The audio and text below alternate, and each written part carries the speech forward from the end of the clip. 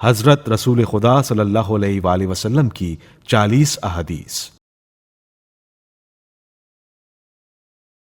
جس قدر ممکن ہو اپنے کاموں میں دوسروں کی مدد نہ لو، چاہے ایک مسواک مانگنے کی حد تک ہی کیوں نہ ہو۔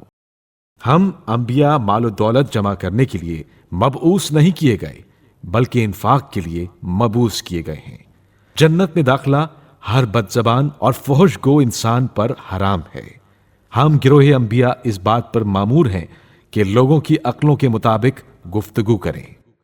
میرے نزدیک رات کی تاریکی میں 2 رکعت نماز دنیا و ما فیہا سے زیادہ محبوب ہے۔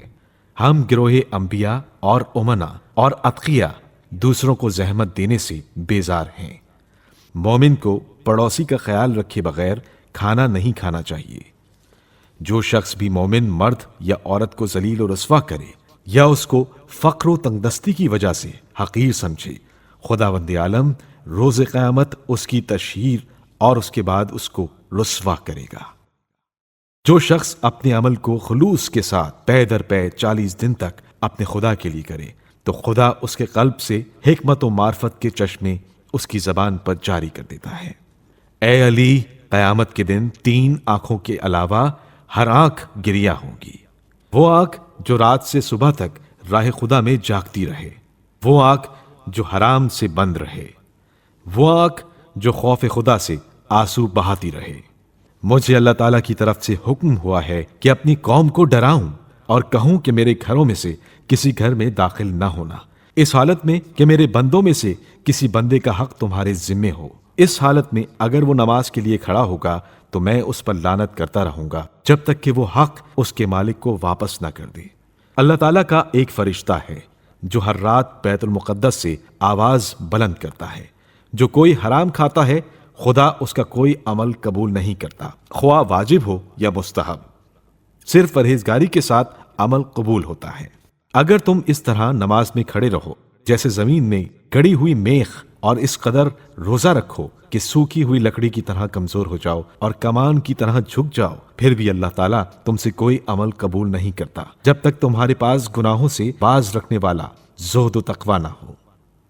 اے لوگوں، اللہ کا بہترین بندہ وہ ہے جو بلندی پر ہوتے ہوئے انکساری برتے، دنیا سے لگاؤ ہوتے ہوئے بھی زہد اختیار کرے، قوت کے ہوتے ہوئے انصاف کرے اور قدرت کے ہوتے ہوئے حلم و بردباری سے کام لے۔ اگر کوئی سبحان اللہ کہے تو خداوند عالم اس کے لیے بہشت میں ایک درخت لگاتا ہے۔ یہ سنتے ہی قریش کا ایک شخص کھڑا ہو گیا اور عرض کیا، اگر ایسا ہے تو ہمارے لیے بہشت میں بہت سے درخت ہوں گے۔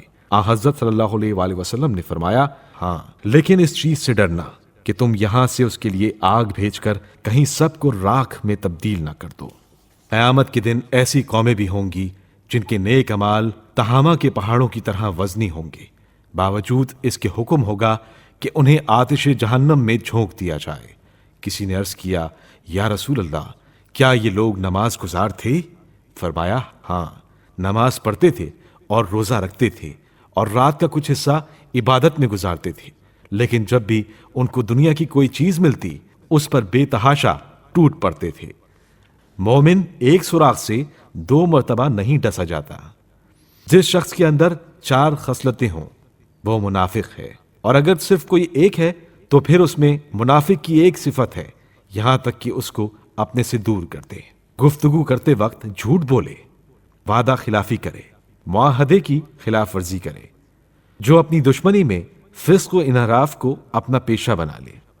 جب میری امت میں بدعتیں پھوٹ پڑیں تو عالم کی ذمہ داری ہے کہ اپنے علم کو ظاہر کرے، اور جو ایسا نہ کرے اس پر خدا کی لعنت ہو۔